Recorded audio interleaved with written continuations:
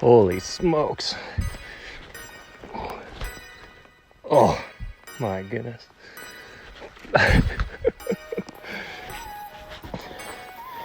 Jesus. That's big. That's big. That's really big. Wow. Yeah, welcome back to the vlog. It is my favorite time of year. It is shed season, and the next couple weeks might be my favorite 2 weeks of the year because a couple different states across the West, they have shed openers. And what I mean by that is that either a whole state or a section of a couple of these different states opens up for shed season. So I'm headed out to go do that. And then in 3 weeks, I'm actually getting married. So crazy things happening the next bit. And no, I'm not getting married to an elk shed. I know, shocker. I'm getting married to a human. My fiance, her name is Karen, and her and we are a successful Tinder story. So if anyone works at Tinder or knows anyone that works at Tinder and wants to pay us to share our Tinder success story, like we would love to do that. The long and short of it is she had some shed hunting photos on her Tinder account. I swiped right. Is it right? Maybe it's left.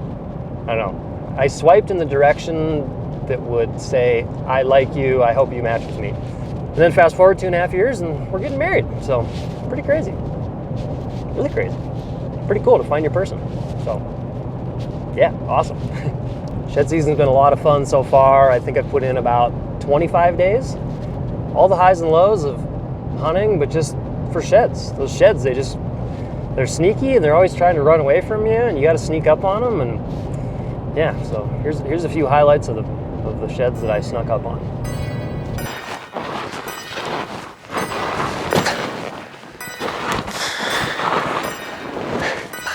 Nothing like walking up on them buried in snow. Let's see what she is. Sweet. Awesome little 6-point.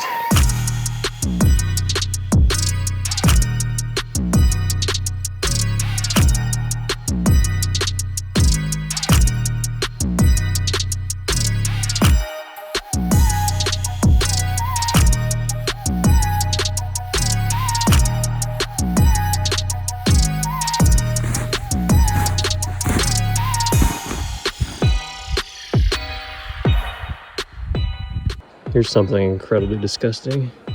On about probably 40 yards up a trail. This is maybe 1/8 of the ticks that I've seen. I've grabbed them and put them on a piece of tape. Nasty. So one thing about hunting spots, shed hunting spots, etc., is that when you find your zone, when you have success in an area, it probably takes years and just so much time and effort to kind of figure that area out. And hunting spots, they're a precious item. They're rare, and they're kind of this intangible asset, and they have a lot of value. And you don't want other people finding out about those through, mistakes that you make, being either too loud, talking too much, or posting images online that show a little bit of background. It's so easy in today's digital era to, if somebody posts a photo, say they have a big elk or say they found a cool shed, if they have a tiny bit of background in the image that shows a little peek, you can deep dive on that person. You can click on their profile, say it's on Instagram, you can figure out real quick where they're from. You can look at a lot of their other photos and probably figure out kind of like a general area, even the mountain range that they're shed hunting in.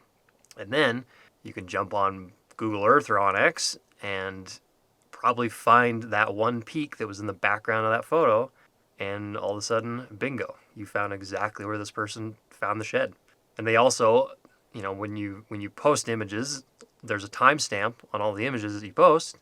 And so if you post a photo, say on April 15th, found a big shed here, and it's like, well, what could happen? Somebody else could go into that exact same spot the next year. They're going to go in 2 days earlier than what you posted, and they're going to go clean house in this spot that was once all yours, but because you posted too much info, now it's ruined. So It's one of my biggest pet peeves. It's something that I am pretty diligent about in my own work. I do my best to get rid of peaks, to not show any background. I love providing information to people on how to hunt and where to hunt, as far as like, hey, you can go hunt Colorado for over-the-counter elk. Here's all the units that you can hunt in, and here's how to do the hunt. But I don't like providing specific places, specific locations.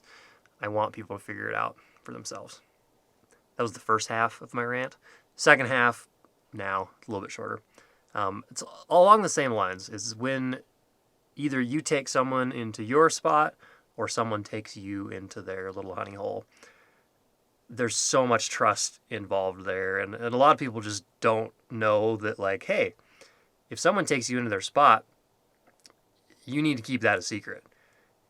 And if you want to go back to that spot, I think the best thing you should do is ask the person, hey, I'd love to go back into that zone. Like, do you want to go hit it together? And if they say, oh, shoot, I don't have time, then you can ask, like, do you mind if I go in there? And then if they say yes, be like, awesome. Then, you can ask them, hey, do you mind if I take my girlfriend? And they'll say yes or no. But what you don't want to have happen is, you take a person into your secret hunting hole, you have a great time, and then all of a sudden, the next weekend you go back and that same person is in there with like 3 of his friends. And then, things snowball and all of a sudden the spot is completely blown up. It's ruined. Your friendship is probably ruined too because your buddy didn't respect the time and effort that it took you to figure out that zone. The point of this vlog is, show cool shed hunting stuff, but also like be very careful about your spots and be diligent about protecting them. And again, everything's public land. Anyone can do whatever, but like hunting spots are rare. And some of the most valuable information I have is my hunting spots. And for the sake of my personal enjoyment, like I do not want to just give those out freely. I've got a very tight-knit group of hunting friends, and it's kind of an open book with those couple of guys, and obviously my soon-to-be wife. But beyond that, like I keep it pretty tight. So, and I think it's a wise thing for most people to do for themselves as well. But that's just my view on it. Could be wrong. Maybe what a person should do is the exact opposite. You should post a pile of photos showing a bunch of backgrounds and basically, tag, like geotag locations on exactly where you're at and see if your area gets blown up or not. What honestly could happen is that nobody goes there because they're like, oh, dang, well, Joe Schmo already like hunts that spot. I don't want to go to his zone. Like that could happen. That honestly could happen. I don't really know.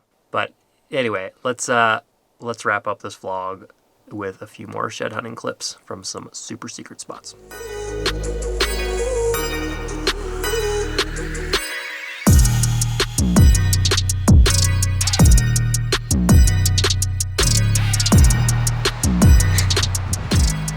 Check this out. Holy smokes. I spotted this one with a spotting scope from a mile away. Cool.